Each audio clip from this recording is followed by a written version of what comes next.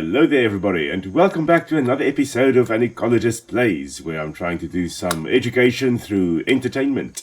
Now we are back in Ancestors, the Humankind Odyssey, so grab a banana, grab your cup of coffee, and let's jump right into it. We are basically heading off in a little hunting party with our 3 hominids, so myself and 2 of the other ones running at the back there. And we are going to head in through the canyon over here, into the desert environment. But before we head into this canyon here and in the desert thereafter, we have made sure that we drank enough water, which means that we are buffed against the heat stroke that we may get while we are in the desert environment. So we're just looking around to see if we can find any landmarks. We are most likely going to have to conquer our fear again as we make our way through here, but we are going to go into a new biome now. And basically, well, there we go, as predicted. Now, this is probably the harshest environment that we are going to encounter, because we are really going to have no water to drink for the majority of this desert environment. There is one way we can get water, and we'll have a look at that as we go in there. But for now, we just have to go conquer our fear right over there, and then we can make our way to the gorge. There we go, and we have successfully chased away the black-backed jackal, which is also running ahead of us now. If he attacks us, we're just going to, bash him with a rock. He's just still running. There we go. The gorge, unfortunately, is also the place where we start getting 2 hominids stalking us. And here we go. There are 2 of them right up ahead. And because there are 2, they are not scared of us. So we need to bash them with rocks to get them to run away. Unless you have the whole tribe with you here, you are not going to be able to chase them away. So, yeah. Just do keep an eye out for them if you are making your way. If you are playing this game, you're making your way through the gorge. They do not run away as easily. So 2 golden hominids, just keeping an eye on the one at the back there. Okay, we have a landmark that we can identify up ahead. Settlement is behind us there. And let's just keep on running. Again, conquering our fear. Now, the one nice thing, as you'll see as we head into the dry environment, there is no shortage of dry branches to use as weapons. So that's the one advantage of the dry environment that we are in. Notice here, the little river that's made its way through the entire game is trickling out. And this is the same river that we crossed multiple times as we made our journey in this game. There's some more black-backed jackals. But the species we're encountering now are not going to be the same really. Well, a lot of the species that we encountered earlier in the game are now going to be gone. We are no longer going to see buffalo and the horses and all those things around here. Instead, we still have our snakes, our reptiles, very well adapted to dry environments like this. We're going to still have Dorcas gazelle over here, which is going to fall prey to the snake. The python over here, to Python sebei, the African rock python. But we're not going to have any of the other large grazers, and we're not going to have elephants in here either. That's because this really is a very, very harsh environment. Majority of animals are not able to survive here. We do, however, have one of the most amazing plants that's growing right over here. And this is known as a Welwitschia, which is a desert specialist, and it grows in Namibia and southern Angola. I've never seen a wild one. I have seen some, I can say captive ones, I guess, in Kirstenbosch National Botanical Garden in South Africa. Those ones, when I saw them, were about 16 years old. They should be about 20 years old now. We're being chased again, hominids. Bye-bye. That's the stalker cat right over there, so he's been following us. He actually attacked us twice before I started recording. And you can't sneak up on us, Mr. Stalker Cat, so just go away. But I love this Welwitschia. This is kind of a missing link, or a link, not really a missing link because it's here, it's not missing. But this is kind of a link between the angiosperms and the gymnosperms. The gymnosperms being the... Well, we should remember to actually discover this area. Here we go. The gymnosperms being the cone-bearing plants, and then the angiosperms being the flowering plants that you typically find, in nature. And so the Welwitschia over here has characteristics of both. So it's technically a cone-bearing plant, but like the ginkgos, it's actually grouped in an entirely different order than the other Pinopsida, which is the pine, typical pine trees, and some of the other, and the cycads also grouped in a different group. So you've got the 4 main groups within the gymnosperms. You've got the cycads, you've got the pine trees, and that includes things like South African yellowwoods and a variety. Most of your gymnosperms are actually in that group. And then you've got the ginkgo group, which is the ginkgo biloba, which you'll only find one species in. And then you've got the Welwitschia group, which contains the Welwitschia, which we had growing over here. Now, Welwitschia wouldn't really be, well, it would actually grow in this spot over here. Welwitschias you'll find growing in arid environments in northern Namibia and in southern Angola. And they have an extremely long taproot. And they use that extremely long taproot, ooh, goodbye, Mr. Jackal. They use that extremely long taproot to actually reach the water table down below. And they typically grow in areas with underground rivers. That's where you would find them growing. So you wouldn't just find them growing willy-nilly all over the place. They only grow in areas where you have got underground rivers. And so in this case, they're growing right next to the river. So, you know, that kind of counts as an underground river. And, you know, there's enough water for them to actually survive. And that's why we have them growing over here. So we've got black mamba over there. Again, we just have to conquer our fear. There's a new fruit for us. Actually saw one behind us as well. We are going to have a look at it in a moment. We just have to first go and conquer our fears. Right over here somewhere. There we go. There's a new fruit. I'm going to drop my stick because I am going to need my rock now. So this... Oh, come on. Really? I'm going to hit you. Yes, and I'll die. Stupid cat. Finally, the stalker cat now finally won't be constantly attacking us. Unfortunately, our one hominid is now bleeding. I'll need to find a way to stop the bleeding first. Okay, thankfully there was an aloe right over there, and we could use that to strip the leaf and then actually put that on as to stop the bleeding. For a moment I got upset about the fact that the hominid didn't actually use the stick to defend itself against an attack.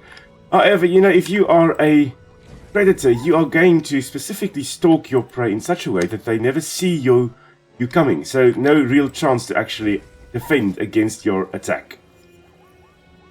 But here we are, a new fruit that we can now eat.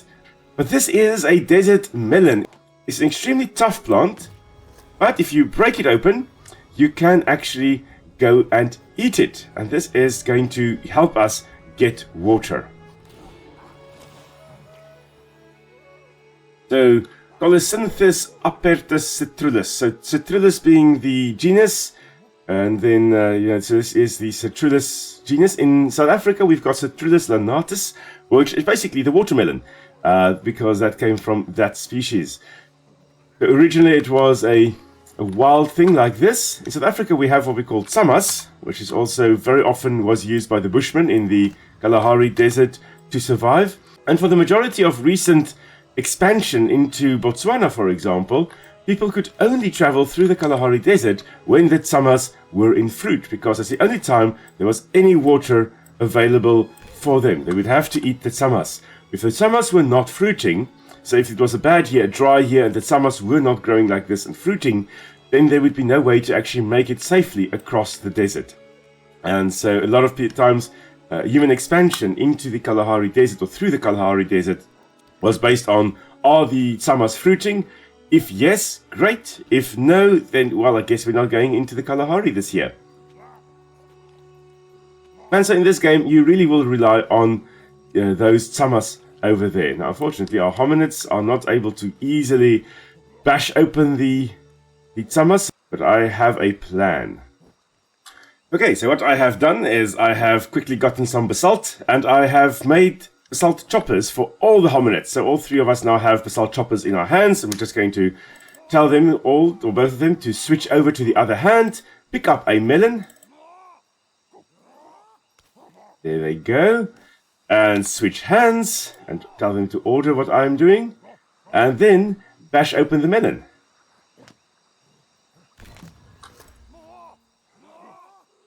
And there they go. Okay, brilliant. And switch hands. Monkey see, monkey do. And then eat.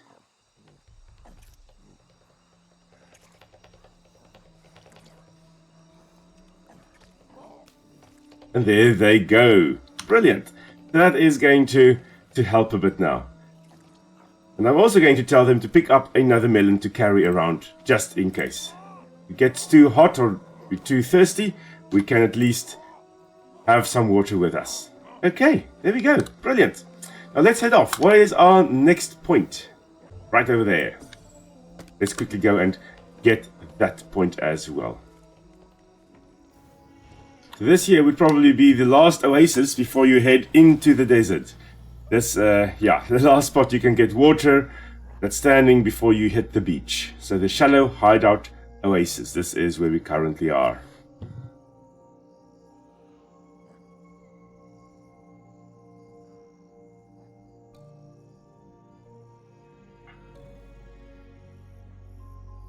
So in the desert environment, trees like those palm trees over there as well, you'll generally only really find growing along water sources. So along the rivers and places like that, that's where you would get the trees standing. The rest of the time, it's going to be very short shrubs, very small plants growing. We are just going to drink some water in order to top us up so long. And then we are just going to quickly make a bed and get some rest before we head out again. Okay, and we are ready to head out again. Now we have rested well. It is middle of the day and we're in the desert, yet we are still freezing. And that's because there is a cold wind blowing. Now deserts really are the environments that are extreme. So why my hominid decided it's a good time to try and make a spear if there's a predator in the area, but oh well.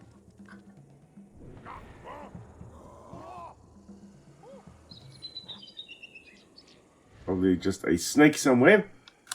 In any case, the deserts really are environments of extreme conditions where it's freezing cold at night and scorching hot during the day. So, yeah, it's not a nice place to be. Now, we are going to just head in that general direction, there where that pinnacle is on the other side. That's the direction that we are heading. We may not get there today, but we'll probably get there during the next episode. Then, let's just head out.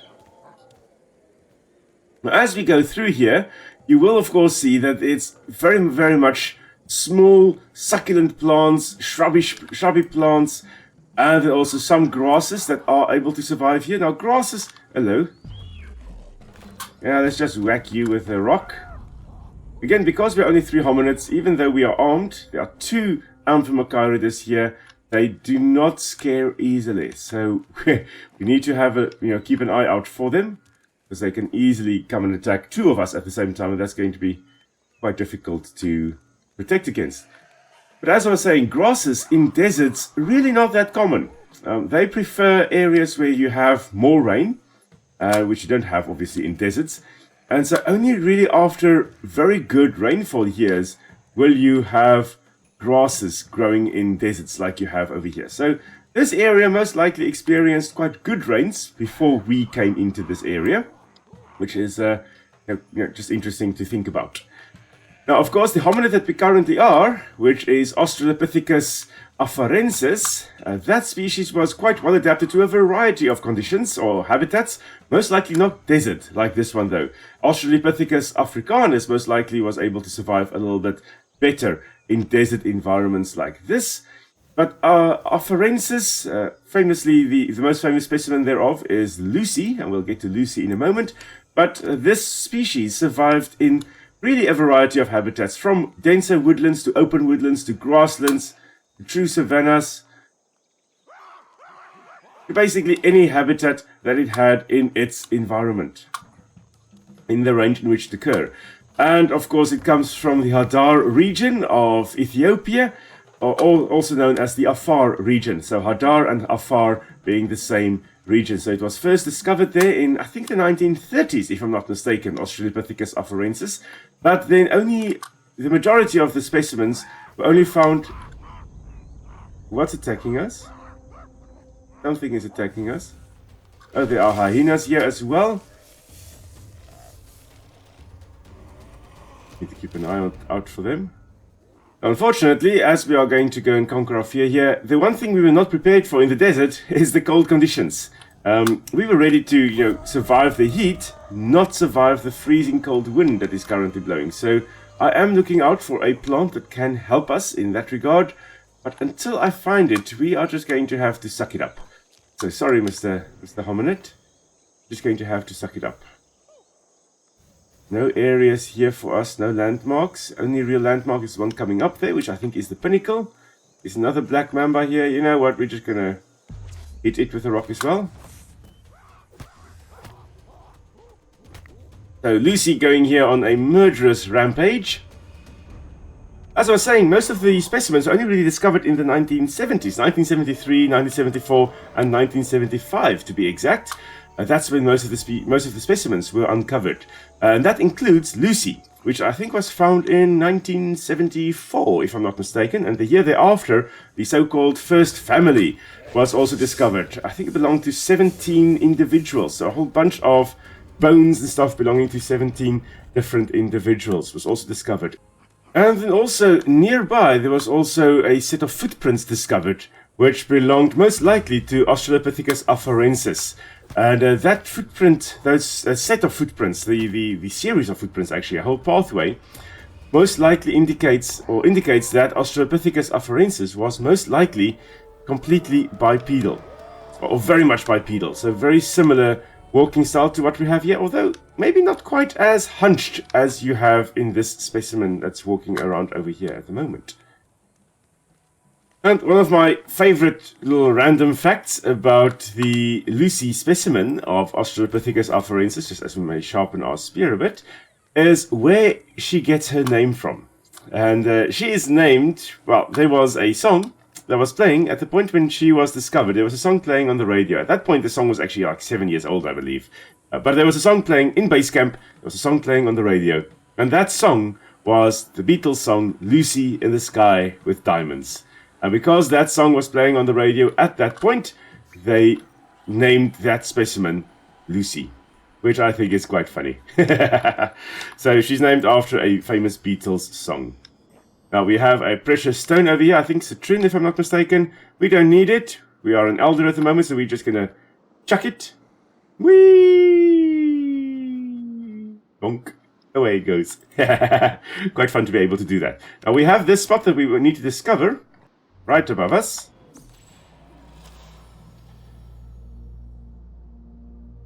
And this is a towering piece of rock, the beach tower.